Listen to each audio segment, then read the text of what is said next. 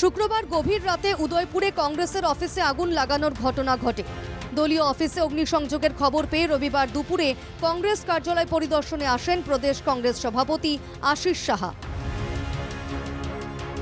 এদিন উদয়পুরে কংগ্রেস অফিস পরিদর্শনের পর আশিস বাবু বলেন, কংগ্রেস অফিসে এই অগ্নিসংযোগ করার মধ্যে দিয়ে জেলা পরিষদে মনোনয়ন জমা দেওয়া, এটা একটা ভীতির পরিবেশ তৈরি করার প্রচেষ্টা, যাতে করে কংগ্রেস দল এই নির্বাচনে প্রতিদ্বন্দ্বিতায় তারা যেন না থাকে। প্রদেশ কংগ্রেস সভাপতি বলেন, আসন্ন পঞ্চায়েত নির্বাচনে বিরোধীদের লড়তে দেবে না বার্তা দিতে চাইছে শাসক দল, সে কারণেই এভাবে ভয় দেখাতে চাইছে ওরা। গ্রাম পঞ্চায়েত স্তরে, পঞ্চায়েত সমিতি স্তরে যারা প্রতিদ্বন্দ্বিতা করবেন তাদের কাছে একটা বার্তা পৌঁছানো যে শাসক দল এই পঞ্চায়েত নির্বাচনে তারা লড়তে দেবে না, লড়াইয়ে যারা থাকবে তাদের জীবন সম্পত্তি নষ্ট করা হবে, যেমনটা বিশালগড়ে হয়েছে, ধর্মনগরে হয়েছে।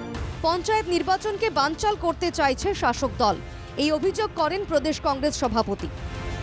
বিভিন্ন বিক্ষিপ্ত ঘটনা আমাদের এই কল্যাণপুর, বামুটিয়া, ডুকলি বিভিন্ন জায়গায় সন্ত্রাস সৃষ্টি করে এই নির্বাচন বানচাল করে।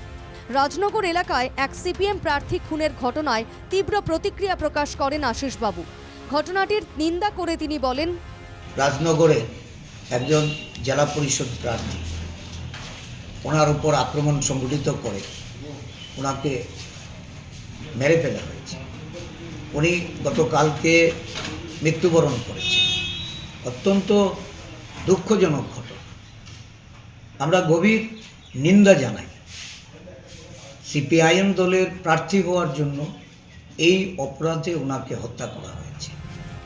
রাজ্যের গন্ডাছড়ায় হিংসার প্রেক্ষিতে প্রদেশ কংগ্রেস সভাপতি সরাসরি প্রশাসনের ব্যর্থতাকেই দায়ী করেন। এক প্রশ্নের জবাবে তিনি বলেন, আমি গতকালকেই বলেছি যে প্রশাসনিক ব্যর্থতার কারণে এই জাতিগত দাঙ্গার রূপ নিয়েছে। এটা অনেকটা ছড়িয়েছে। ক্ষতিগ্রস্ত মানুষের পাশে সরকারকে থাকতে হবে। পঞ্চায়েত নির্বাচনের প্রেক্ষিতে শাসক বিরোধী তরজা জমে উঠবে নিশ্চিত, তবে অশান্তি প্রতিরোধে প্রশাসন এক্ষেত্রে গুরুত্বপূর্ণ ভূমিকা পালন করতে পারে। Bureau report, NKTV Bangla.